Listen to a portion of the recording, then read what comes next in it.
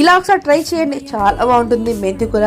So వెల్లుల్లి curry అనమాట. ఒక మస్ట్ అయితే ఒక బాండి తీసుకొని దాంట్లో ఆయిల్ ఎక్కువ ఉండాలి, ఒక 3 టేబుల్ స్పూన్ ఆయిల్ వేసేసుకొని దాంట్లో పోపు కోసం ఫ్లేవర్ కోసం ఎండుమిర్చి ఒకటే ఒక ఆనియన్ వేసుకొని, ఎక్కువ ఆనియన్ వేసుకుంటే తీయగా అనిపిస్తుంది, 1 ఆనియన్ సరిపోతుంది అనమాట.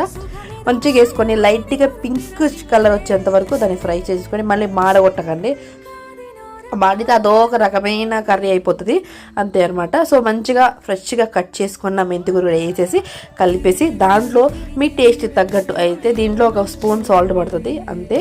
సో దాంట్లో వేసుకొని చక్కగా అండ్ వెల్లుల్లి దంచేసి వేసుకొని మూత పెట్టేసుకొని ఒక 3-4 నిమిషాలు అలా మగ్గబెట్టండి. ఆ వెల్లుల్లి ఫ్లేవరు ఎండుమిర్చి ఫ్లేవరు అంతా కలిసి కర్రీ అద్భుతంగా ఉంటుంది. వెల్లుల్లి మెంతి కూర ఫ్రై చాలా బాగుంటుంది, తినడానికి తినే కొద్దీ తినాలనిపిస్తుంది, ఎంత అన్నమైనా కలిసిపోతుంది, అంత బాగుంటుంది.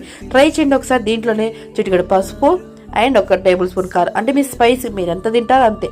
ఎక్కువ తింటే 1.5 స్పూన్ వేసుకోండి, తక్కువ తింటే 1 స్పూన్ వేసుకుంటే సరిపోతుంది. మంచిగా మూత పెట్టేసి మగ్గబెట్టేసి ఒక 3 నిమిషాలు మగ్గిస్తే సరిపోతుంది, అంతేనండి. వేడిగా మెంతికూర వెల్లుల్లి ఫ్రై రెడీ అయిపోయింది, చాలా బాగుంటుంది. ఒకసారి ట్రై చేయండి. నచ్చితే మన ఛానల్ని అలానే సబ్స్క్రైబ్ కూడా చేసేసుకోండి, ఓకేనా.